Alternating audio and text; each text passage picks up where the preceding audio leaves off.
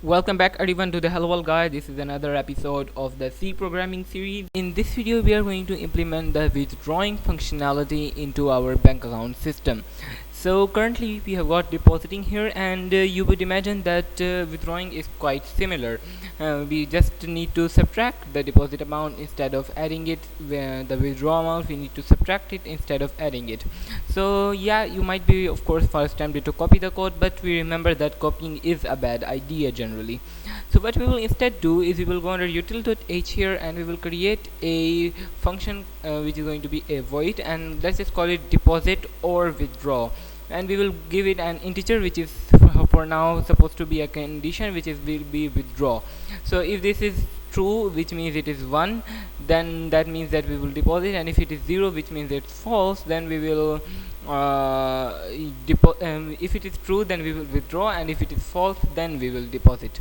So in util.c, what we can do is we can implement this function, and what we can do is from functions.c we can essentially just copy the whole of deposit functionality and go ahead and paste this here like that. And we have got this, but of course we will make a few changes here. Now you might want to write an if statement to print a different message, but there is actually a better way. What we can do is we can replace this with a format specifier for a string, and in here we can use an operator which is a conditional one-line operator. It's the only operator in C that takes 3 operands, and it's basically allow us to, based on some condition, it allows us to choose one value over the other without going into the hassle of writing a full if statement. So what we can do is we can say withdraw. We can, for example, you might be say deposit here, which means that it will deposit it. We can say withdraw here, the actual variable withdraw, and then we can put a question mark. Now we can separate two values by a colon, and if this condition is met, then this value will be chosen, or else the value after the colon. So this is a really nice way to do that, and we can do it similarly here. We can either multiply it by 1 or -1 depending on that. So we can say if it is withdraw, we will say -1, else we will say 1 multiplied by this.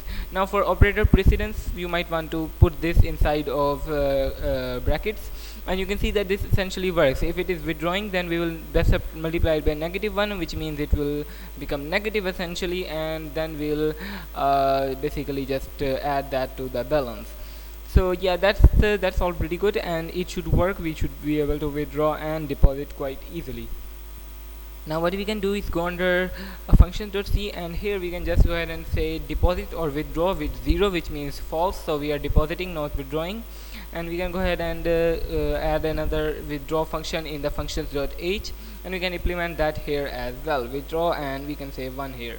So in main.c we can just go ahead and implement another else if statement by saying w instead of that, and we can call withdraw at that point, and we can say w to withdraw from an account, and that should work pretty much as we want it to. So let me just clear my terminal here, and let's go ahead and run mingw make. So I'll say mingw32 make like that, and let's run that, and it should compile the functions and the the other file, which is util.c and main.c, and link all of those together, and let's run the bank.exe now.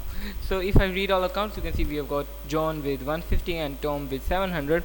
So if I withdraw, say from John with ID 0, say 150, not 150, just 50, then you can see that it says if it actually doesn't say anything, but if I read the account, you can see that its balance has now decreased to 100.